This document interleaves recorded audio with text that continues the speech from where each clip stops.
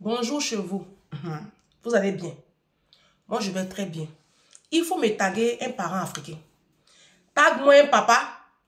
Tag-moi une maman. Toi-même ta maman. Ta sauvageonne de maman. Ton sorcier de père. Taguez-moi vos parents. Taguez-moi vos frères. Taguez-moi vos frères. Taguez-moi vos soeurs. Vous, nos tantes là. Vous, nos tantes. Quand vous nous avez donné un stylo et puis on n'a pas la paix là. Prenez vos tabourets. La vidéo là, je vais voir des partages. Si je ne vois pas partage sur la vidéo là, j'arrête. Je vous dis en même temps, vous allez faire au moins une semaine, et moi-même, sans me voir. Ensuite, tu es maligne là. Si tu veux me revoir demain ou après-demain, la vidéo là, il faut la partager à au moins 10 personnes. Toi qui m'écoutes là, ton petit nez, partage la vidéo là. J'ai dit, je ne me présente pas, on laisse.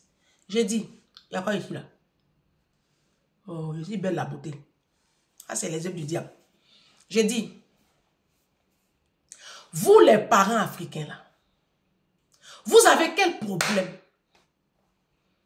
Vous nos parents africains, c'est quoi le problème? Parce que c'est bien beau hein, d'accuser les blancs, d'accuser les politiques, d'être à la base du retard des Africains. Ça c'est bien. Ça c'est votre excuse ça. Pardon, toujours c'est la faute des autres. C'est pas de vous votre faute. Vous les parents africains. Si. C'est pour vous la vidéo là. J'ai une petite fille qui m'a... J'ai dit une petite fille, parce que c'est ma fille. Elle a 22 ans.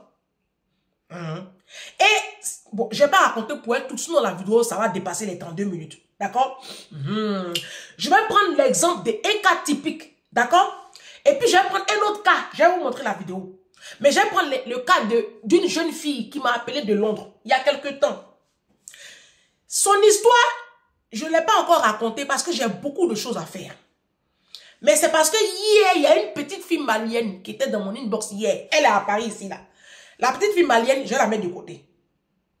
Mais l'histoire que je vais raconter de la petite fille qui est à Londres, là, c'est typiquement l'histoire de la petite fille malienne. D'accord? Voilà. Donc, vous, les parents africains, je dis, prenez vos tabourets. Prenez vos tabourets. Vous êtes des témoins et des sorciers. La petite fille, elle est à Londres. Elle n'a que 22 ans. Moi, j'ai 44 ans cette année, le 17 juin. Donc, c'est ma fille. Maman Ange, bonjour. D'abord, elle m'a harcelé pour m'avoir. Je n'ai pas trop le temps. Je ne fais pas exprès, en fait. Ne pensez pas que je fais exprès. Je ne fais pas exprès. Quand elle m'a eu au téléphone, bonjour, maman Ange, je veux te parler. Elle pleurait. J'ai dit, il y a quoi, ma chérie? Elle dit, maman Ange, je suis chez mes parents ici. Mais comme ça ne va plus, j'ai pris mon petit studio. Je suis allée habiter avec un petit gars. J'ai dit, elle dit, ah, dans tes vidéos là, tu dis que toi tu as pris Nounou pour ta petite fille, Didou. Et que toi en ce moment tu prends soutien scolaire et que ta fille fait activité. Jusqu'en 4. Ah, moi je suis née ici, je suis née en France. On est né en France. On était à Bobigny dans le 93. C'est dernièrement là, on est venu à Londres ici. Il n'y a pas longtemps. Mais sinon, on a grandi en France. On était là-bas jusqu'à mes 16 ans. Quand j'ai quitté l'école là, c'est là on est venu ici à Londres avec mes frères et mes soeurs. Nous sommes 4. Ma maman est avec mon papa. On est à Londres ici. Comment ils sont retrouvés à Londres, ça c'est pas l'objet de la vidéo. Elle dit, ah, ici là, moi, je n'ai jamais eu, je ne sais pas ce qu'on appelle soutien scolaire, mes frères et moi. On n'a pas eu soutien scolaire. Et moi, je suis pas l'aîné, j'ai mon grand frère qui est l'aîné. Moi, je suis la deuxième. Mon grand frère aussi, et l'école là, il avait des difficultés. Nous aussi, on avait des difficultés à l'école. On n'a jamais eu d'activité. Je voyais quand même mes petits camarades aller, il y a mes copines qui faisaient la danse. Il y a un autre groupe aussi qui faisait judo, comme ta fille Didou. Tout ça là, nous on n'a pas connu ça. Maman dit qu'on est trop nombreux, elle ne peut pas payer pour un pour laisser pour l'autre. Très bien. Donc, moi, j'ai commencé à avoir des difficultés à l'école. Je suis rentrée dans les groupes des jeunes filles, c'est Bobigny. Toi-même, tu connais Bobigny. Tu parles du 93 ici. Donc, je suis rentrée dans un groupe des jeunes filles là. Et puis, c'est comme ça que j'ai perdu ma virginité. Je devais avoir 15 ans. Et c'est comme ça que je n'ai plus... J'avais tellement de lacunes, j'ai laissé l'école.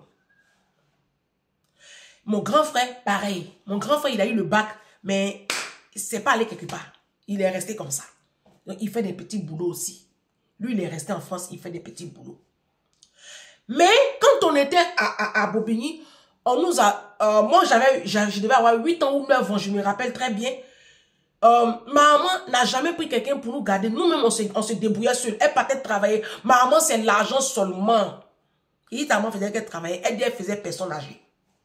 C'est l'argent seulement. Elle cherche l'argent.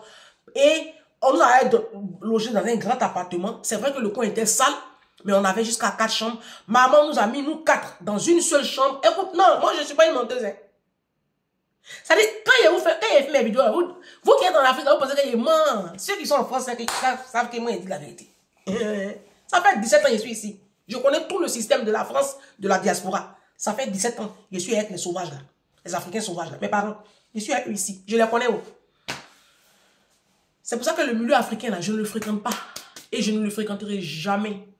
Sous les conseils de mon professeur d'université, M. Lawani, mon professeur de microéconomie, il dit le jour où vous partez à la diaspora là, ne vous mettez pas dans le milieu d'Africains. Vous allez échouer. Donc, quand je vois moi-même là, ces deux droites parallèles avec moi, jamais nos chemins vont se croiser. Avec ces animaux de la forêt africaine là. Je reste concentré, le diable est en train de me distraire. Donc, je partais seule à l'école. Elle dit, je devais avoir 9 ans. Je partais seule à l'école. Elle nous mettait et puis elle a sous-loué les chambres. Elle sous-louait 2 chambres. Elle a sous-loué les chambres là, à des Ivoiriens comme nous. Voilà. Un monsieur et puis une dame. Et puis nous, on était dans la même chambre. Jusqu'à un jour, le monsieur même, je laisse l'ethnie, hein, je laisse l'ethnie. C'est qui est sûr, ils sont ivoiriens. Je laisse l'ethnie. Parce que je essaie de masquer un peu. Le monsieur même qu'elle a donné c'était un cousin de notre papa qui est arrivé du pays. On lui a sous-loué une chambre. Un jour là, il voulait coucher avec moi. Mais comme moi-même, je suis comme toi un peu truc là, c'est là que j'ai échappé. J'ai dit à ma maman là, elle n'a même pas calculé même. Si c'est le chien qui lui a parlé, si c'est l'homme, elle s'en fout. Bref. On est resté comme ça. Mais quand j'étais toute petite, quand tu as fait une vidéo, une fois, tu as dit que toi, tu n'as jamais réveillé ton enfant pour la déposer quelque part. Tu as toujours pris une fille au père là. Moi, je me rappelle, quand j'étais toute petite, je devais avoir 8 ans, 9 ans. Comme en hiver, il fait nuit ici. Vous qui êtes en Afrique, là, en hiver, il fait nuit ici. Voilà. Et la petite, elle va à l'école. Sa maman, ça va chercher l'argent. Parce que sa maman, ils sont en train de construire une maison en Afrique. Et un poulet retraite d'après eux. Donc, du coup, ils ont bâclé l'éducation de leurs enfants. Les 4 sont rien devenus. En tout cas, je viens avec l'histoire. Elle dit, un jour, elle partait à l'école. Il faisait nuit. Il était 8 heures, mais il faisait encore un peu nuit. Elle n'a pas regardé l'heure. L'école ouvre à 8h20. L'école ouvre à 8h20, mais l'école est à 15 minutes à pied. D'accord? Donc, elle devait passer dans un petit parc. Elle devait avoir 8 ans, 9 ans. Donc, elle passe dans le petit parc et il y a un SDF, un Africain SDF, qui a commencé à la poursuivre. Et elle a eu la peur de sa vie, elle a couru. Et puis, elle s'est retrouvée sur la grande route là. C'est un monsieur qui lui a demandé qu'est-ce qu'il y a. Et puis, le monsieur a fui. Elle dit ça l'a traumatisé. Elle a expliqué ça le soir à sa maman. Sa maman dit, ah, mais faut plus passer ici. Faut faire le grand tour. Elle dit, moi, si elle fait le grand tour là, c'est fatigant. Elle dit, ah, donc fais comme tu veux. C'est comment sa maman lui a parlé. Elle n'avait que 8 ans ou 9 ans. C'est comme ça qu'on parlait à un enfant. Son papa, il défile en Afrique. Elle dit, Ange, tout ce que tu décris là, c'est mon papa. Les week-ends, il est dans le funérailles. Il porte son gros boubou, il met ses chaînes, il est dans le funérailles. Mais il porte ses costumes, sa dernière chaussure qu'il a acheté, je ne sais où, il est dans le funérailles. C'est ma maman qui paye tout à la maison. Mon papa, son argent là, on ne voit pas. Dans la même année là, il peut aller au pays 2 fois. S'il n'est pas allé au pays, c'est 1 fois. Il va au pays 2 fois. Mais 1 seule fois. Ah, Jésus, Marie, Joseph. Mais c'est pas ça le pire même. Ça, c'est le quotidien de tous les enfants de la diaspora. Sauf la mienne. C'est pas ça le pire. Aujourd'hui, je suis ici. Je gagne 1400 €. Je dis pardon. Tu es où? Toi, tu gagnes 1400 € en France. Tu es né où? Elle dit, je suis né en France, mais à Londres, là, je travaille à l'aéroport de Londres. J'ai 1400 €. Il fait qu'elle travaille. Elle est quoi, bagagiste? En tout cas, elle fait un petit boulot à 2-3. Non, pardon. Ceux qui convertissent l'argent là, dans les box de l'aéroport où on vient convertir l'argent là, elle a 1400 €. Quelqu'un qui est né en Europe. Je dis, mais qu'est-ce que tu as fait 1400 € là? Elle dit, mais tata, je ne sais pas quoi ça t'a appelé. Hein. Et tu m'as appelé pourquoi? Elle dit, mon papa dit que de prendre crédit, de prendre crédit pour lui.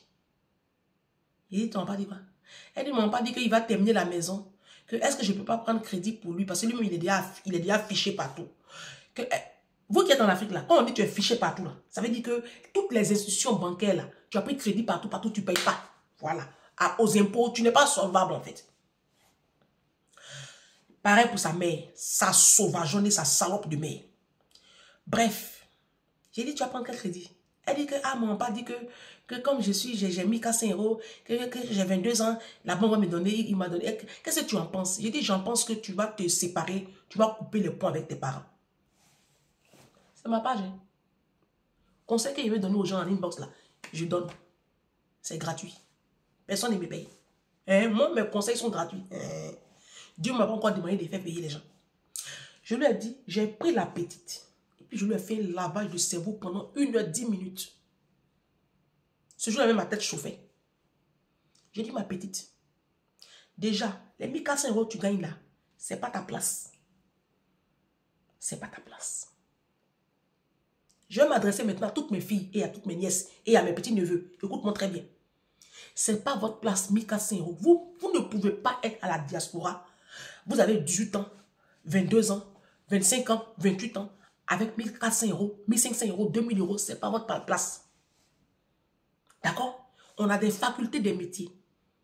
Les pays développés là, pensent à la jeunesse. Allez vous faire former. On a le domaine médical. Et va passer ton concours d'infirmière. C'est dur. 3 années d'études, c'est dur. Retournez à l'école, les enfants. Retournez à l'école. Moi, où ma maman travaille là, il y a des petites filles là-bas qui se tapent les 5000 € par mois. Elles sont infirmières. D'accord? Voilà. Moi, j'ai ma copine Catherine qui est infirmière à l'argent. Hein. Retournez à l'école, les enfants. Ce ne sera pas facile. Mais c'est obligatoire. Parce que tu vas faire quoi avec 1400 € ma fille? Mes enfants, vous avez fait quoi avec 1400 €? Moi-même qui ne suis pas née ici, là, quand je suis arrivée en 2008, là, c'était mon salaire. Mon premier boulot. Mon premier boulot, c'était 1400. Quand je quittais la garde d'enfants, je quittais la garde d'enfants à 2300. Je ne peux pas encourager un enfant qui est né ici à se contenter de 1400, 2000 €. Ça, ce n'est pas une vie pour vous. Si nous, vos parents, là, on a 1400 €, ce n'est pas grave. Mais pas vous. Ça veut dire que les parents africains, vous ne bâtissez pas vos enfants. Mais pire, vous faites comme les enfants là, ils vous doivent. La petite n'a qu'à aller salir son dossier à la banque. Ça veut dire que demain, la petite ne pourra même pas prendre un prêt immobilier. Parce que papa est passé par là. Donc, je dis à la petite fille, tu coupes avec ton papa et ta mère. Tu changes ton numéro de téléphone. Elle tremble comme ça. Il dit, écoute-moi bien, ma petite. Tes parents, ce sont des sorciers. Tu n'as pas de parents. La Bible dit dans le livre de 2 Corinthiens que c'est aux parents. Oh, 2 Corinthiens 12, 14. Si je ne me trompe pas, attends, je vais vérifier si c'est le verset. Non. Asseyez-vous, hein. Asseyez-vous. Le film n'est pas encore fini. Asseyez-vous. Et c'est le verset là même.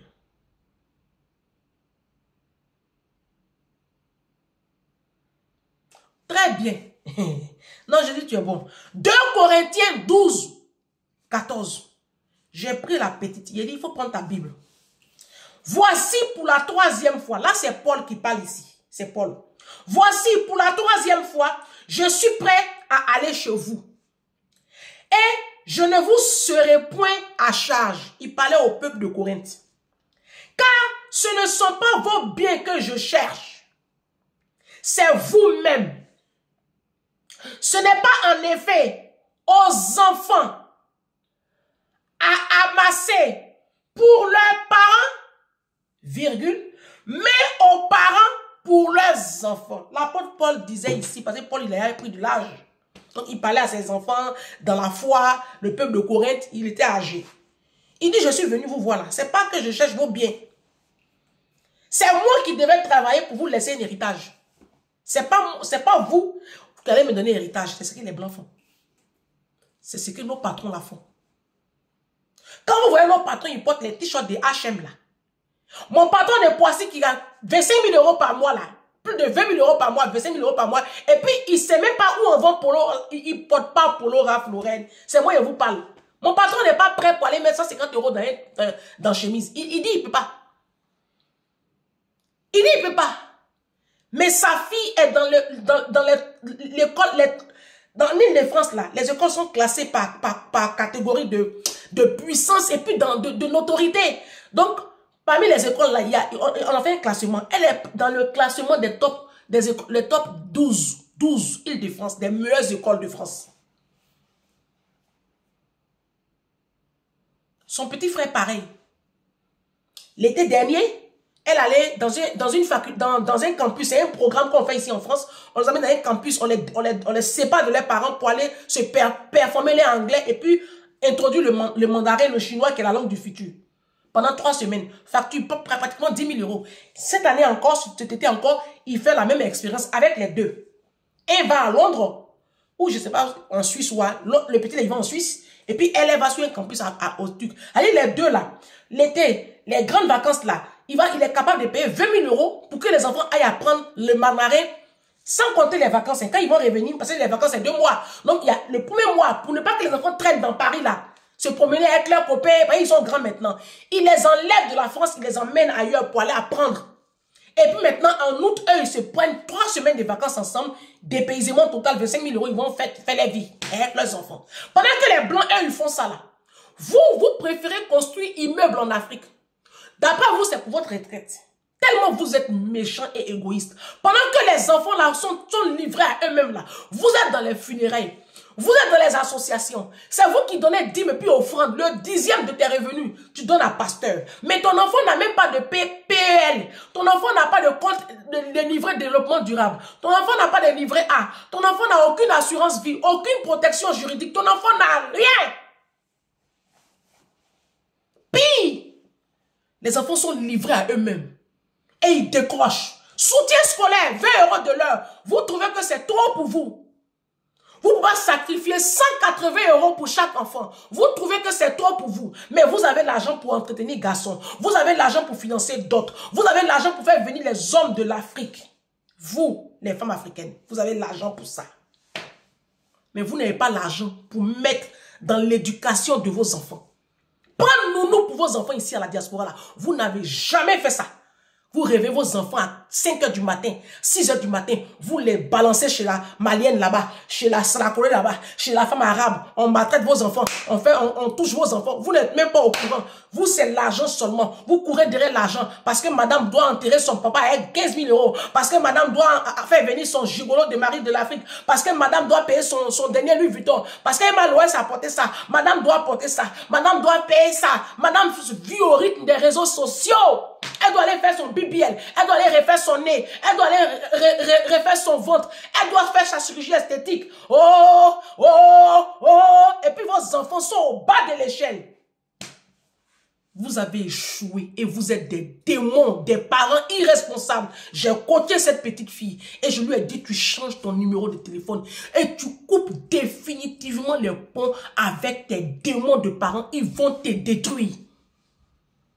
Désormais, je suis ta maman.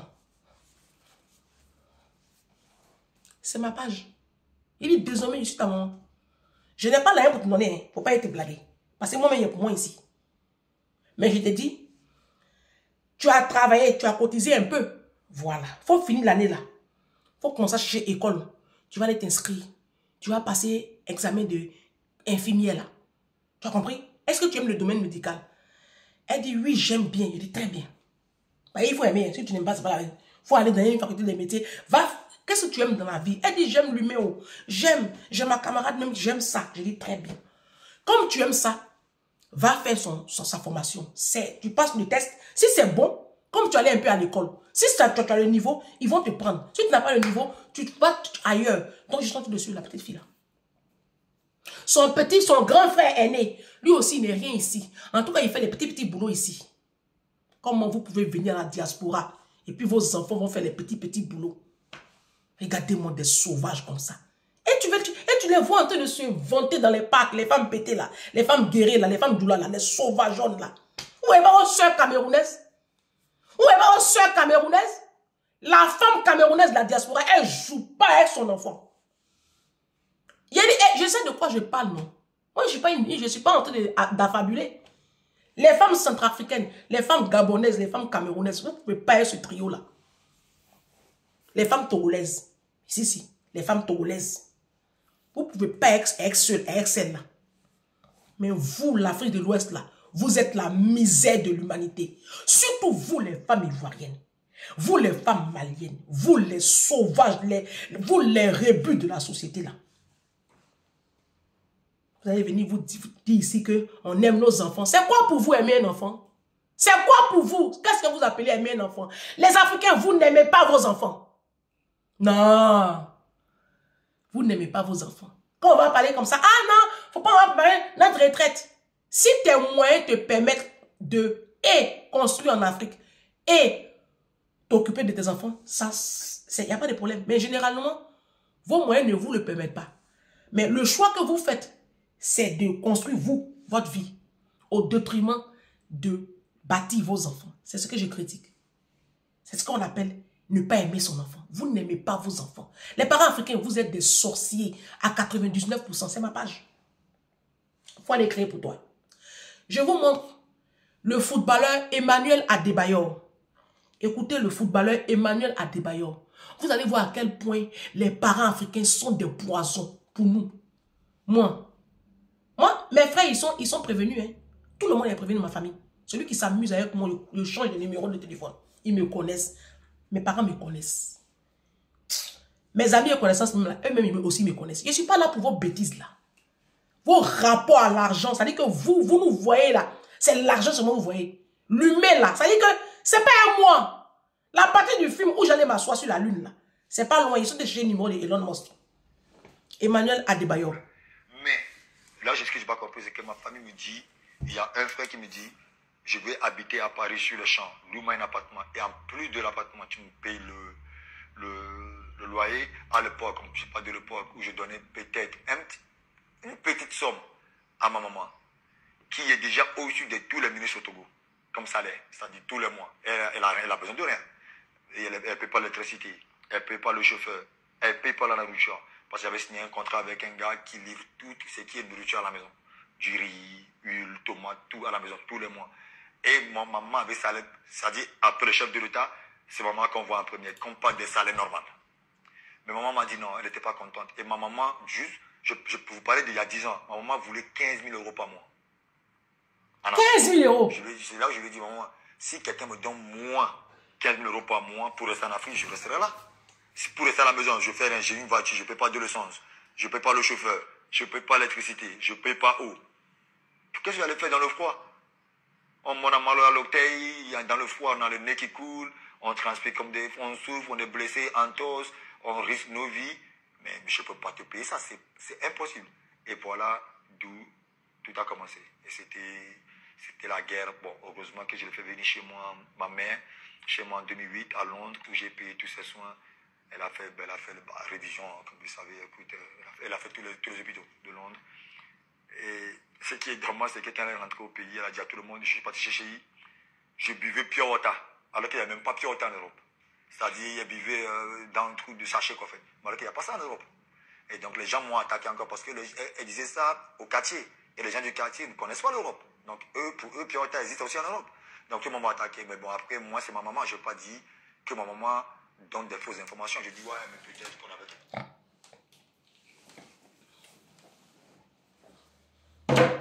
Emmanuel Adebayor, là, il vient de quel pays même? C'est Togo? C'est Bénin? Togo? Je ne sais plus. Débrouillez-vous là-bas, je m'en fiche. Le monsieur a fait sa carrière de football. Petit truc qu'il a commencé à avoir là. Sa maman lui réclame 15 000 € par mois. Hey, Jésus, Marie, Joseph. On peut faire ça. Non, non, attends. Est-ce que cette diffamation que j'ai fait, je viens de vous montrer la vidéo, non? Ah, ça aussi, vous allez discuter avec moi ici. Et vous êtes comme ça, les parents africains. Vous êtes en Afrique, vous êtes au Togo, au Tchad, au Niger, au Burkina Faso, en Côte d'Ivoire. Vous, les parents de la Côte d'Ivoire. Vous êtes en Centrafrique, au Gabon, en Guinée équatoriale, partout en Afrique. Et puis, vous demandez des sommes à vos enfants ici à la diaspora. Vous envoyez, vous envoyez l'argent, vous envoyez l'argent. C'est-à-dire pour vous, l'argent là, c'est au chevet du lit. Et puis quand vous appelez, on prend et puis on vous envoie. Est-ce que vous connaissez la diaspora? Nous, on travaille ici. Regardez mes cicatrices sur mon bras ici. Ça, c'est le feu qui m'a brûlé il y a 2 semaines. Je suis cuisinière. Je vais vous montrer, j'ai plein de cicatrices sur mes trucs. On me dit en cuisine de porter manche longue. Moi, je n'aime pas porter manche longue. Donc, ça ne me protège pas. Quand moi, je suis arrivée en France, là, ma maman habitait dans un petit trou perdu à Évry. Et je partais travailler jusqu'à Boulogne-Billancourt, mon premier travail. Je suis arrivée en France début juillet. J'ai eu mon premier travail le 1er septembre. Je quitte Évry. Je prends le RED, 45 minutes. Gare de Lyon. Gare de Lyon, je fais la correspondance REA. Je vais à Aubert. Aubert, je prends la ligne 9. Ligne 9, je change avec la ligne 10. Et puis je descends à métro Jean Jaurès. Ligne 10. Je descends là, je marche 10 minutes pour arriver à la rue de la Saucière. Vers Marcel Saint-Bal, on va là-bas. Pour aller travailler. Je nettoyais les vitres. Je venais d'arriver, je ne sais pas comment on nettoie vitres. La première chemise de mon patron de Boulogne que j'ai repassée, j'ai pris 1h10 minutes pour repasser la chemise. Parce que la chemise, lui, ces chemises, on ne les accroche pas. Il faut les plier. Je ne sais pas faire. Je sais repasser, puis où on accroche là, je sais ça, fait ça. Il faisait ça pour mon tonton. Mais pour mon patron là, lui, il faut plier ses chemises. Et il avait une manière spéciale de plier les chemises. Je ne connaissais pas. La première chemise que j'ai repassée.